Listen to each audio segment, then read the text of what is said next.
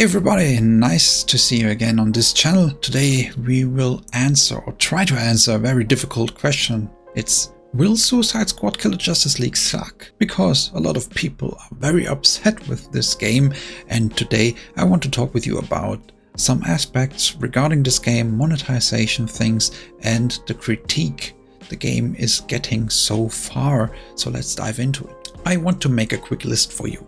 Fortnite, Apex Legends, League of Legends, Counter-Strike Go, Path of Exile, Elder Scrolls Online, Diablo 4 and many more, they have something in common. All of them are the called games as a service or live service games, same Suicide Squad Kill the Justice League wants to be. So there is a lot of trouble going on for this game from Rocksteady Studios. I think that everything surrounding this game currently is a little bit biased. I mean, of course, a game has not a good concept if it tries to get our money every day we log in, but I don't think that it will be the case in Suicide Squad Kill the Justice League. The system I have seen so far seems to aim for cosmetics only, so if you want to look different, if you want to have a nice skin for your weapon, go for it. You can buy it, but you don't have to. It's always the same topic with those games.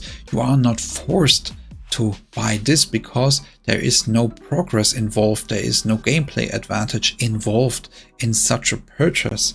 So I cannot quite understand what the big problem here is. I mean, yes, it's a full price game and there will be a paid premium battle pass, but there will also be a free battle pass. So if you give a shit about cosmetics, who the fuck cares? But it's always the same thing. I mean, yeah, I can understand people who say, I come from a single player experience. I'm from a generation where you had full price games and there were no DLCs and there were no patches. You had a full game and that's it. But those times are over, guys and girls.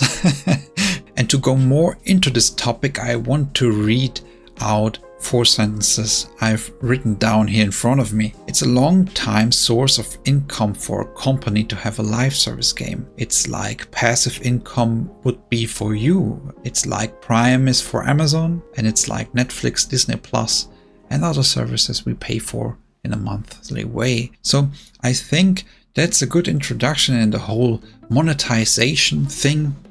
I can fully understand that people are not so happy with this concept of Suicide Squad Kill the Justice League, but I also don't think that it means necessarily that this game will be bad or that you have to pay so much money to have fun with this game.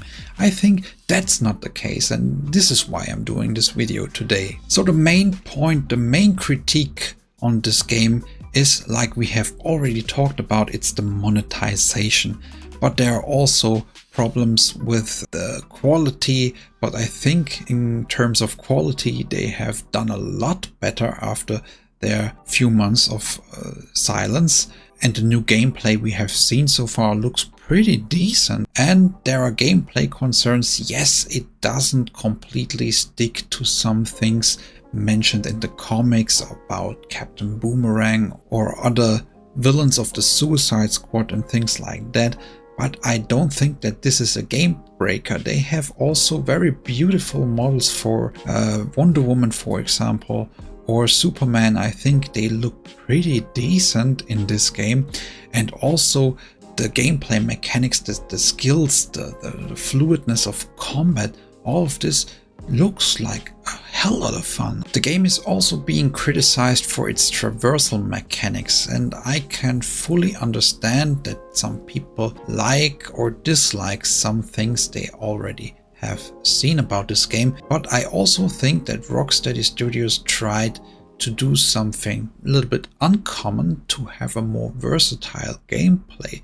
So if you think you get a few weapons and you just walk on the ground and run around and shoot enemies and have a few skills and then you play around with that, this could get a little bit boring soon. So I think this decision has been made to have a little bit more flexibility when you are fighting enemies, to swing around, to go upwards and not just being on the ground and fighting there. So there's a lot more to do, many ways to approach the fights in this game. And of course, the always online requirement. That's a topic we have in many games today, but in connection with a live service game, it's logical that it will be always online, because otherwise it is hard to implement something live if it isn't live. So if it isn't online, it isn't live.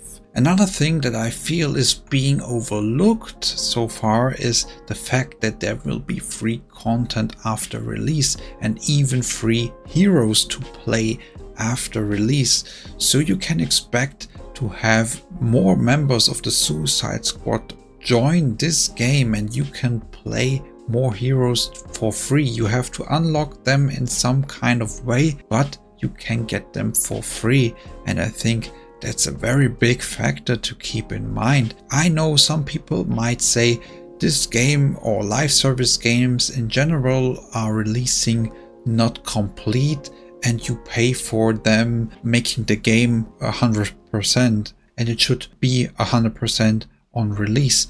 But I think we first have to discover this game to prove those people right or prove those people wrong. Rocksteady so far has my trust because they developed 3 really good games, the Batman Arkham series, and I enjoyed it a lot. I had a very good time with it, and I expect Rocksteady Studios to develop a game that is fun. And I think they will do the same with Suicide Squad Kill the Justice League. So let's try to answer the big question of today's video. Will Suicide Squad Kill the Justice League suck? It's hard to answer right now, for me at least, because there are many things we don't know yet. We don't know how the battle pass will play out. We don't know if the seasons are good. We don't know what they are trying to do in detail after release. So what can we expect for free? How are we going to have access to this free stuff? Do we have to grind a lot to get some of the free stuff and the good stuff? Or do we really get it for free? Questions like that are still in my mind, but I think that Suicide Squad Kill the Justice League can really be a big success. Because, like I said in the introduction, we have some very successful live service games out there. There are many games that are doing well with this kind of approach, but it really depends on how they are going to execute all of these concepts they have in mind. Regarding gameplay and how long these systems will keep me motivated to play, I'm very optimistic for this game because, like I said, I think Rocksteady will handle this. So please let me know in the comments what do you think about Suicide Squad Kill the Justice League so far, and if you want to know more about this game, I already have some videos out on my channel. Consider subscribing, and I hope to see you in the next video really soon.